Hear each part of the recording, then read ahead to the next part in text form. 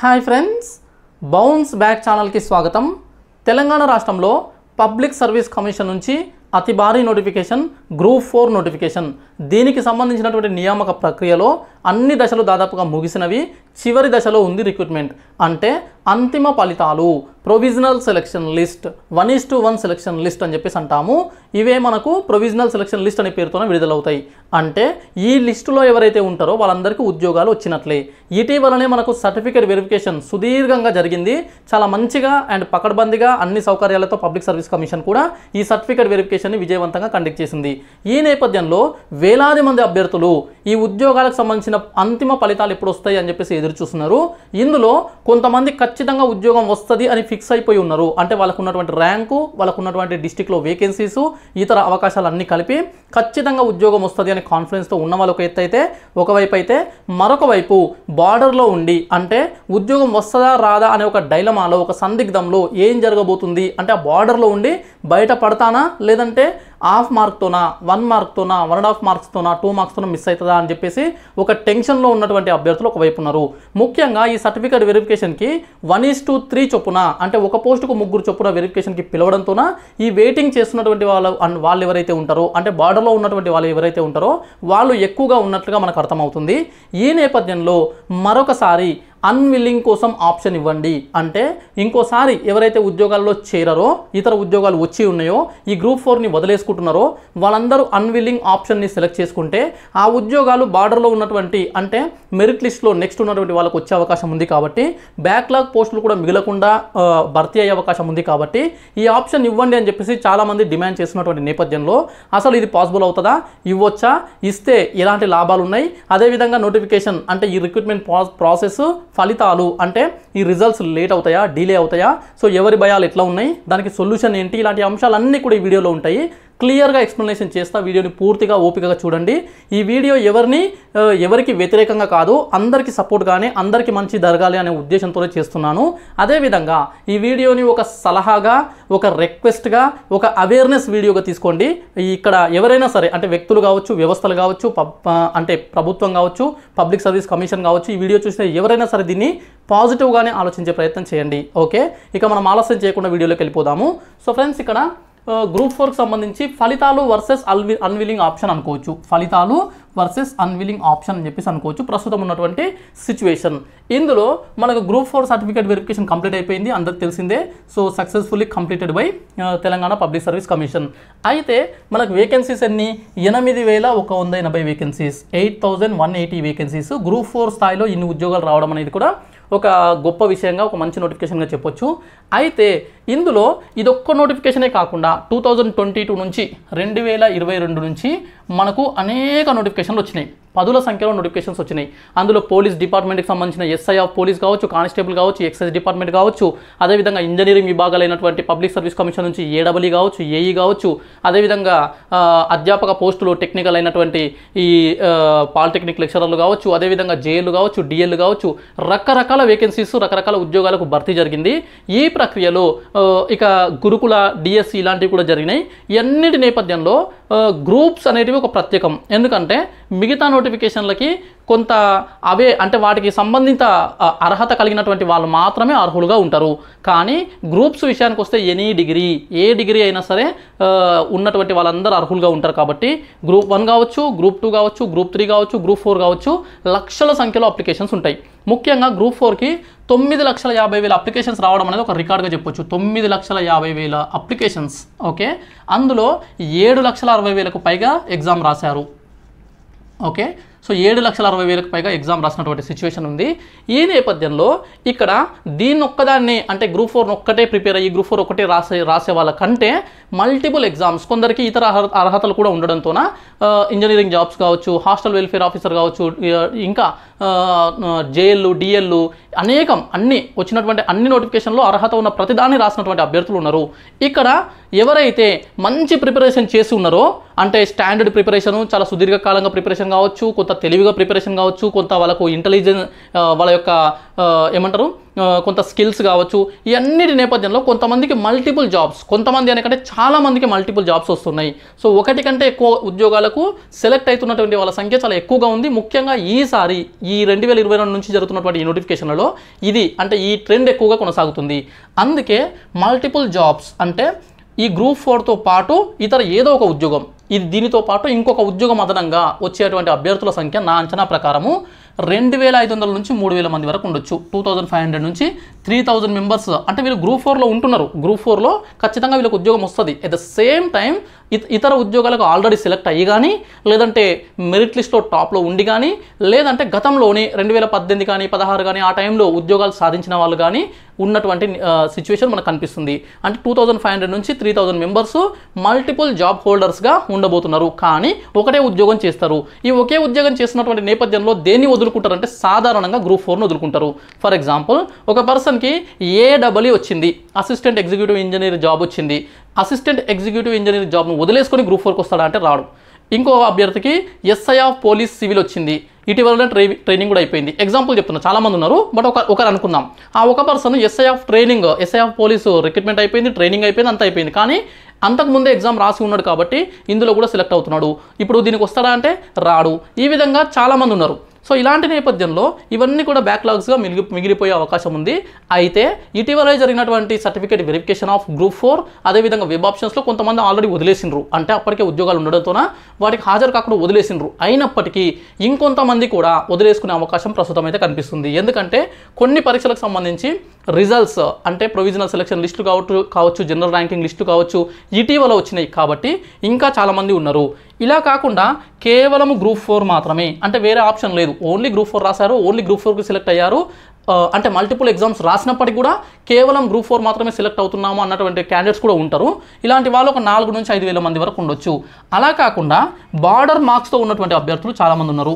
వీళ్ళు వచ్చేసి 1500 నుంచి 2000 మంది వరకు చాలామంది వెరీ క్లోజ్ మార్జిన్తోన, అంటే 0.25 మార్క్స్ నుంచి 0.5 మార్క్స్, 0.75 మార్క్స్, 1 మార్కు, 1.25 మార్క్స్, ఈ విధంగా 1 నుంచి 2 మార్కుల లోపలనే బార్డర్లో ఉన్నటువంటి అభ్యర్థులు 1500 నుంచి 2000 మంది ఉండొచ్చు, ఇంకా ఎక్కువ కూడా ఉండొచ్చు. సో అసలైన సమస్య, అసలైన పెయిన్ వచ్చేసి వీళ్ళకు ఉంది. ఎందుకంటే ఇక్కడ ఉద్యోగాలు మిగిలిపోయే అవకాశం ఉంది. కానీ ఆ ఉద్యోగాలు మాకు వచ్చింటే బాగుండు అని చెప్పేసి చాలామంది అనుకుంటున్నారు.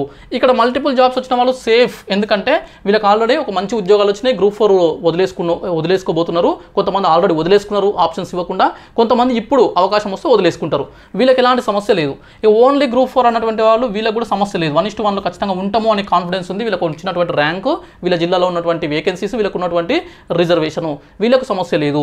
కానీ ఇక్కడ ఉద్యోగాలు మిగిలిపోతున్నాయి, కానీ మాకు రావట్లేదు, వస్తే బాగుండు అనే అవకాశం కోసం ఎదురు చూస్తున్నటువంటి బార్డర్లో ఉన్నటువంటి క్యాండిడేట్స్ 1500 నుంచి 2000 వరకు ఉండొచ్చు అని నా అంచనా. కొన్ని రకాల అనాలిసిస్లు చేసిన తర్వాత నాకు వచ్చినటువంటి ఒక క్లారిటీ, ఇంకా ఎక్కువ కూడా ఉండొచ్చు. కాబట్టి ఇక్కడ వీళ్ళు వదిలేసుకుంటున్నారు, ఇక్కడ వీళ్ళ అవకాశం కోసం ఎదురు చూస్తున్నారు. ఓకే, ఇక్కడ 2500 నుంచి 3000 మంది వదిలేసుకుంటున్నారు. ఇక్కడ 1500 నుంచి 2000 మంది మోర్ దెన్ 2000 కావచ్చు. సో ఎదురు చూస్తున్నారు. కాబట్టి వీళ్ళ కోసము పబ్లిక్ సర్వీస్ కమిషను, అదేవిధంగా ప్రభుత్వం ఒకసారి ఆలోచించి వీళ్ళకు ఒక అవకాశం కల్పిస్తే బాగుంటుంది అనే ఉద్దేశంతో నేను కూడా మన బౌన్స్ బ్యాక్ ఛానల్ తరపున రిక్వెస్ట్ చేస్తున్నా.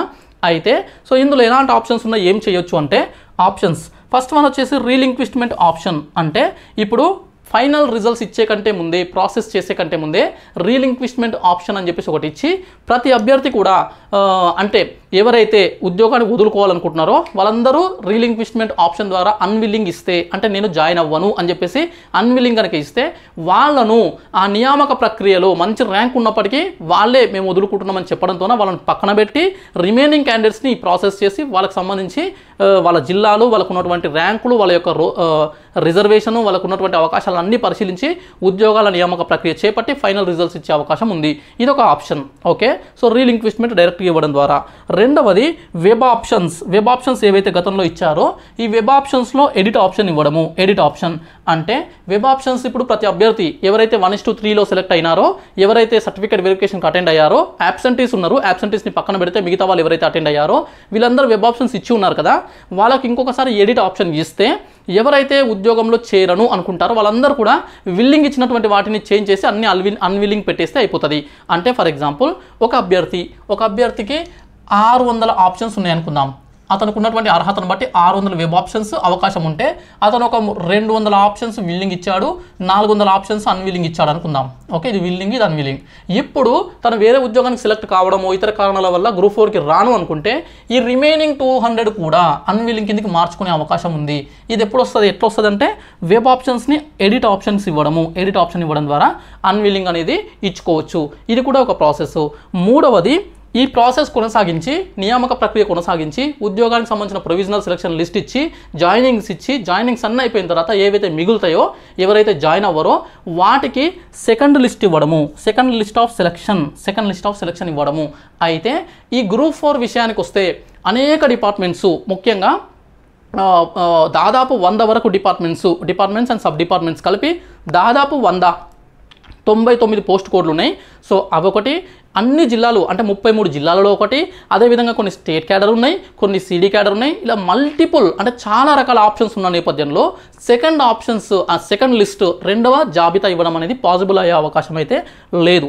నాకున్నటువంటి అవేర్నెస్ ప్రకారము ఈ సెకండ్ లిస్ట్ ఆప్షన్ అనేది వర్కౌట్ అవ్వదు, సెకండ్ లిస్ట్ అనేది ఇది జరగకపోవచ్చు. ఇంకా 2 మిగిలినాయి కదా, ఒకటి వచ్చేసి రీలింక్విష్మెంట్ ఇవ్వడము, ఇంకోటి వచ్చేసి ఎడిట్ ఆప్షన్ ఫర్ అన్విల్లింగ్ అని చెప్పేసి ఇవ్వడము, అంటే ఆప్షన్స్ని చేంజ్ చేసుకోవడము. ఈ 2 ఆప్షన్స్ ఉన్నాయి. ఇందులో నేను సజెస్ట్ చేసేది, నేను బెస్ట్ అనిపించేది ఏంటంటే వెబ్ ఆప్షన్స్ ఏవైతే ఉన్నాయో ఈ వెబ్ ఆప్షన్స్కి ఎడిట్ ఆప్షన్ ఇవ్వడం అనేది ఒక మంచి నిర్ణయంగా చెప్పొచ్చు. ఎందుకంటే ఇక్కడ 2-3 రకాల అడ్వాంటేజెస్ ఉన్నాయి. ఒకటి, ఎవరైతే ఉద్యోగాన్ని వదులుకుంటాననుకుంటున్నారో వాళ్ళు వెబ్ ఆప్షన్స్ని విల్లింగ్ అని తీసేసి అన్విల్లింగ్ పెడితే సరిపోతుంది. ఓకే, సో దాని ద్వారా సింపుల్గా వాళ్ళు వదిలేసుకుంటారు. నెక్స్ట్ ఉన్న వాళ్ళకు ఉద్యోగాలు వచ్చే అవకాశం ఉంటుంది.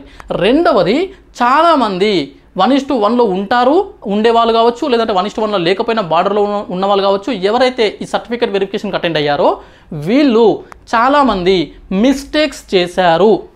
కావాలని కాదు, వాంటెడ్గా కాదు, బై మిస్టేక్గా, అంటే కొన్ని పొరపాట్లు అయితే జరిగినాయి. అంటే ఆప్షన్స్ ఇవ్వడంలో కొన్ని అంటే ఏవైతే ఇవ్వాలనుకుంటున్నారో వాటిని ముందు ఇవ్వకుండా తర్వాత ఇచ్చుకోవడము, కొంతమందికి తెలియకపోవడము, కొంతమంది బయట ఇంటర్నెట్ షాప్స్లో వాళ్ళ మీద డిపెండ్ అయితే వాళ్ళకి నచ్చినట్లుగా పెట్టడం, ఇలా రకరకాలుగా ఉన్నాయి. కొంతమందికి అవేర్నెస్ లేకపోవడం వల్ల చదివి ప్రిపేర్ అయ్యి బాగా ఎగ్జామ్ రాసి సెలెక్ట్ అయ్యారు, ఇక్కడ వరకు వచ్చారు, కానీ వెబ్ ఆప్షన్స్లో కొంత పొరపాటు చేసిన వాళ్ళు ఉన్నారు కొంతమంది. రెండవది, వాళ్ళందరికీ అంటే ఆ విధమైనటువంటి వాళ్ళు ఎవరైతే ఉన్నారో ఎడిట్ ఆప్షన్ ఇస్తే వాళ్ళందరూ కూడా వాళ్ళ యొక్క తప్పులను, ఆ మిస్టేక్స్ని, ఆ పొరపాట్లను సరిదిద్దుకునే అవకాశం కూడా దొరుకుతుంది. ఇది ఇంకొక అదనపు అడ్వాంటేజ్. ఇంకొక కేటగిరీ ఉన్నారు, వీళ్ళు ఏంటంటే వెబ్ ఆప్షన్స్ ఇచ్చారు కానీ తర్వాత వాళ్ళ నిర్ణయాలు మారినాయి. ఎట్లా?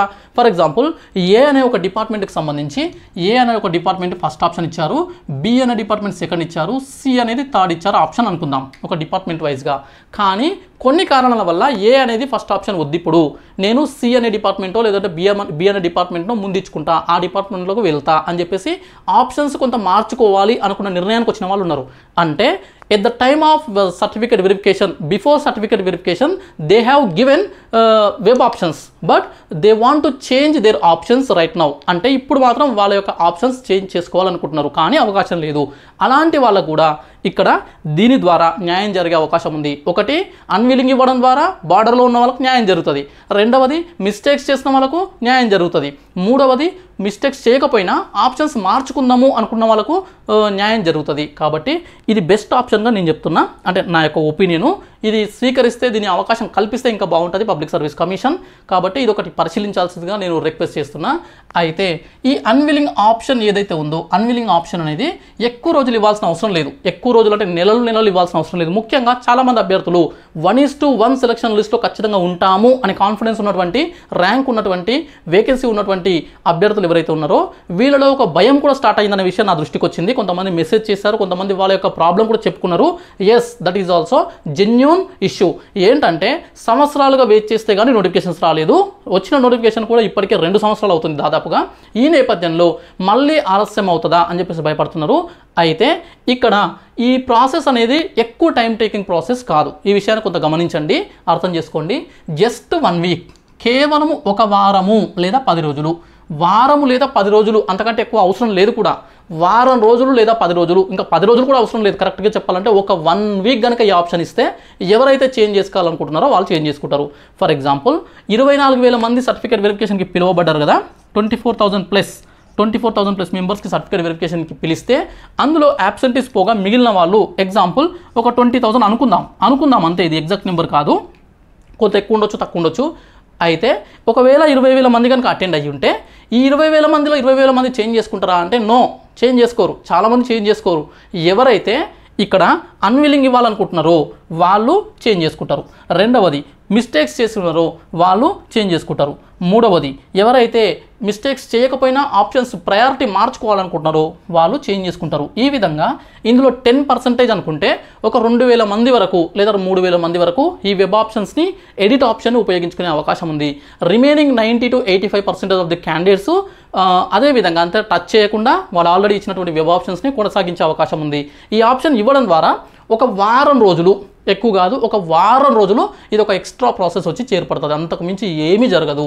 కాబట్టి ఎవరైతే ఇన్ని సంవత్సరాలు మంచి ప్రిపరేషన్ చేసి లక్షల మందిలో పోటీలు తట్టుకొని 8 నుంచి 9 లక్షల మంది, 9,50,000 మంది అప్లై చేసి 7,60,000 మంది పరీక్ష రాస్తే అందులో ఇంతవరకు వచ్చి 1:1 సెలక్షన్ లిస్ట్లో ఉండబోతున్నటువంటి ఆ టాప్ మెంబర్స్ ఎవరైతే ఉన్నారో, ఆ 8,000 మంది ఎవరైతే ఉన్నారో, సో మీరు ఇన్ని రోజులు కష్టపడి ఇంత చేశారు, ఇంత ఓపిక పట్టారు కాబట్టి ఒక్క వారం మీరు సపోర్ట్ చేయగలిగితే, మీరు కూడా అర్థం చేసుకోగలిగితే this will be very very beautiful thing. And చాలామందికి సపోర్ట్ చేసినట్లుగా, చాలామందికి చాలా జీవితాలను నిలబెట్టినటువంటి క్యాండిడేట్స్ మీరు అవుతారు.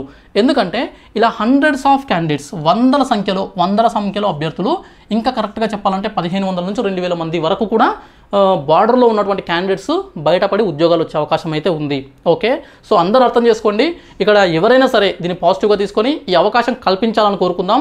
ఎట్ ద సేమ్ టైం నా నుంచి ఇంకొక రిక్వెస్ట్ ఏంటంటే, ప్రభుత్వానికి కానీ పబ్లిక్ సర్వీస్ కమిషన్ కానీ వేలాది మంది అభ్యర్థులు ఈ ఫలితాల కోసం ఎదురు చూస్తున్నారు. చాలా డిలే అయింది ఇప్పటికే రకరకాల కారణాల వల్ల. కాబట్టి సో ఇప్పుడు అంటే డిలే అంటే ప్రస్తుతం పబ్లిక్ సర్వీస్ కమిషన్ చాలా వేగంగా చేస్తుంది, కానీ పరిస్థితుల వల్ల కొంత మధ్యలో డిలే అయినాయి. కాబట్టి ఇప్పుడు ఈ ప్రాసెస్ని చాలా వేగంగా ఎట్లయితే చేస్తున్నారో ఇంకొంత వేగం పెంచి యాజ్ సూన్ యాజ్ పాసిబుల్, ఎంత ఫాస్ట్గా వీలైతే అంత ఫాస్ట్గా ఫలితాలు ఇవ్వాల్సిందిగా ఇస్తే చాలామంది వాళ్ళ యొక్క జీవితాలు అనేటివి కొత్త ఉత్సాహంతో కొత్త ఉద్యోగాలలో, ప్రభుత్వ ఉద్యోగాల్లో స్టార్ట్ చేస్తారనే ఉద్దేశంతో రిక్వెస్ట్ చేయడం జరుగుతుంది. So as soon as possible వీలైతే ఒక నెల రోజుల లోపలనే, అంటే సో మనకు దసరా పండుగ లోపలనే, బిఫోర్ దసరానే ఫలితాలు ఇచ్చే విధంగా ప్రయత్నం చేయాల్సిందిగా నేను రిక్వెస్ట్ చేస్తున్నా.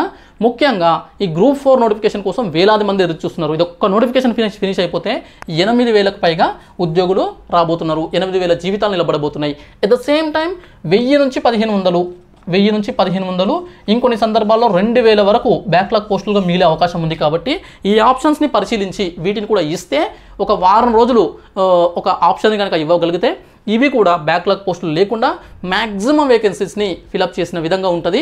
ఇటు పబ్లిక్ సర్వీస్ కమిషన్కి కావచ్చు, ప్రభుత్వానికి కావచ్చు, మంచి పేరు రావడంతోన అభ్యర్థులకు కూడా మంచి న్యాయం జరుగుతుంది. అందరూ సాటిస్ఫై అయ్యే అవకాశం అయితే మనకుంది. అయితే ప్రస్తుతం ఉన్నటువంటి పరిస్థితుల నేపథ్యంలో మరి ఫలితాలు ఎప్పుడు అని చెప్పేసి కూడా చాలామంది నన్ను అడుగుతున్నారు. మరి ఇప్పుడు ఉన్నటువంటి ప్రాసెస్లో రిజల్ట్స్ ఎప్పుడు రావచ్చు అని చెప్పేసి అడుగుతున్నారు. అయితే అక్టోబర్ 2nd వీక్ లేదా 3rd వీక్, నాకున్నటువంటి కొంత సమాచారం ప్రకారము, అన్అఫీషియల్ ఇన్ఫర్మేషన్ ప్రకారము అక్టోబర్ 2nd వీక్ లేదా 3rd వీక్లో, అంటే మనకు దసరా పండుగకు కాస్త అటు ఇటుగా మనకు వచ్చే అవకాశాలు కనిపిస్తున్నాయి. ఇది ఖచ్చితమని చెప్పలేము, కానీ నాకున్నటువంటి కొంత ఇన్ఫర్మేషన్ ప్రకారం మాత్రమే చెప్తున్నా. నా రిక్వెస్ట్ మాత్రము ఇంత కూడా కాదు. ఓకే, అంతకంటే ఇంకొక వారం 10 రోజుల ముందరనే, అంటే దసరా పండుగ కంటే ముందరనే ఇస్తే, విజయదశమి కంటే ముందరనే ఈ 8,000 మంది విజేతలను అందరి ముందు ఉంచే ప్రయత్నం చేస్తే బాగుంటుందని చెప్పేసి నేను రిక్వెస్ట్ చేస్తున్నా. అయితే ఎట్ ద సేమ్ టైం ఒకవేళ అన్విల్లింగ్ ఆప్షన్ ఇస్తే, ఇఫ్ అన్విల్లింగ్ ఆప్షన్ గివెన్, ఒకవేళ అన్విల్లింగ్ ఆప్షన్ అంటే రీలింక్విష్మెంట్ అనే ఆప్షన్తో కానీ లేదంటే వెబ్ ఆప్షన్స్ని ఎడిట్ ఆప్షన్తో కానీ ఇవ్వగలిగితే ఇంకొక వారం నుంచి 10 రోజులు డిలే అయ్యే అవకాశం ఉంది. అంతకంటే ఎక్కువ కాదు, వారం నుంచి 10 రోజులు మాత్రమే. కాబట్టి జస్ట్ ఇలా అటు ఇటు తిరిగే లోపల మనకు వారం రోజులు గడిచిపోతాయి. సో అక్టోబర్ 3rd వీక్ లేదా October ending, October 3rd week లేదా అక్టోబర్ ఎండ్ వరకు అయితే 100% ఫలితాలు వచ్చే అవకాశం ఉంది. దీన్ని కూడా ఇంకొంత వేగంగా చేస్తే మిడిల్ ఆఫ్ ది అక్టోబర్లోనే రిజల్ట్స్ వచ్చే అవకాశం ఉంది. కాబట్టి ఇది డిలే అనుకోవద్దు. ఎట్ ద సేమ్ టైం ప్రతి అభ్యర్థి కూడా న్యాయం జరిగే విధంగా ఉంది. కాబట్టి కొంత పరిశీలించి అవకాశం ఇవ్వాల్సిందిగా మళ్ళీ రిక్వెస్ట్ చేస్తున్నా. సో అయితే ఆ తర్వాత మళ్ళీ మనకు డిపార్ట్మెంటల్ వెరిఫికేషన్ ఉంటుంది. అంటే రకరకాల డిపార్ట్మెంట్స్కి ఆ లిస్ట్ వెళ్ళిపోయిన తర్వాత డిపార్ట్మెంటల్ వెరిఫికేషన్ ఉంటుంది. అది 30 నుంచి 45 డేస్లో కంప్లీట్ అవ్వచ్చు, ఇంకా ఫాస్ట్ కూడా అవ్వచ్చు. ప్రస్తుతం అయితే ప్రభుత్వాలు కూడా, అంటే ప్రభుత్వం కావచ్చు, డిపార్ట్మెంట్స్ కావచ్చు, పబ్లిక్ సర్వీస్ కమిషన్ కావచ్చు, తొందరగానే రిక్రూట్మెంట్ చేయాలనే ఆలోచనలు ఉన్నాయి. కాబట్టి ఇంకా తొందరగా 15 నుంచి నెల రోజుల్లో కూడా ఫినిష్ అయ్యే అవకాశం ఉంటుంది. ఆ తర్వాత అపాయింట్మెంట్ ఆర్డర్స్కి కూడా టైం పడుతుంది. అయితే ప్రస్తుతం ఉన్నటువంటి పరిస్థితులు చూస్తే వేగంగానే జరిగే అవకాశం ఉంది. ఆ తర్వాత ఒక 10-15 రోజులు టైం తీసుకున్నా కూడా మొత్తంగా డిసెంబర్ చివరి నాటికి మీ చేతుల్లో, అభ్యర్థులందరి చేతుల్లో నియామక పత్రాలు అంటే జాయినింగ్ లెటర్స్ కూడా వచ్చే అవకాశం ఉంది. ఓకే, సో సాధారణంగా గత అనుభవాలను చూసినట్లయితే చాలా టైం పడుతుంది. నేను ప్రీవియస్ వీడియోలో కూడా చెప్పిన చాలా అంటే 5 to 6 months కూడా పట్టొచ్చు అని చెప్పిన అది ఎప్పుడు గతంలో 2018, 2017, 2016 అప్పుడు ఉన్నటువంటి వేగము మరి ఇప్పుడు చాలా వేగంగా జరుగుతున్నాయి కాబట్టి ఇంకా ఫాస్ట్గానే జరిగే అవకాశం ఉంది. ఈ విధంగా కొత్త సంవత్సరంలో నూతన సంవత్సరాన్ని ఉద్యోగంతోన ఇంకా ముందైనా సరే లేదంటే అట్లీస్ట్ January 1st నుంచి అయినా సరే ఉద్యోగాలు చేసే విధంగా Group 4 ఉద్యోగులను సిద్ధం చేయాల్సిందిగా రిక్వెస్ట్ చేస్తూ అందరికీ కూడా మంచి జరగాలని కోరుకుంటూ మన బౌన్స్ బ్యాక్ ఛానల్ ఆల్వేస్ న్యాయం వైపు అండ్ మంచి వైపు అండ్ అందరికీ ఉపయోగపడే అంశాలపైనే మాట్లాడతానని చెప్పేసి చెప్తూ సో వన్స్ అగైన్ ఈ అంశాన్ని పరిశీలించాల్సిందిగా కోరుతున్నా, రిక్వెస్ట్ చేస్తున్నా. ఓకే, చూస్తూనే ఉండండి బౌన్స్ బ్యాక్ ఛానల్. వీడియో నచ్చితే లైక్ చేయండి, షేర్ చేయండి. ఇది ఉపయోగపడే వీడియో కాబట్టి మ్యాక్సిమం షేర్ చేయండి, అందరికి రీచ్ అయ్యే విధంగా షేర్ చేయండి. తప్పకుండా న్యాయం జరగాలని కోరుకుంటున్నా. ఓకే, సో ఇందులో ఈ ఆప్షన్ ద్వారా ఎవరికి నష్టం లేదు, కానీ చాలామందికి అవకాశాలు వచ్చే అవకాశం ఉంది. ఒక్క వారం రోజులు కొంత అటు ఇటుగా ప్రాసెస్ ఎక్కువ అయ్యే అవకాశం ఉంది అంతే. Okay, thank you so much.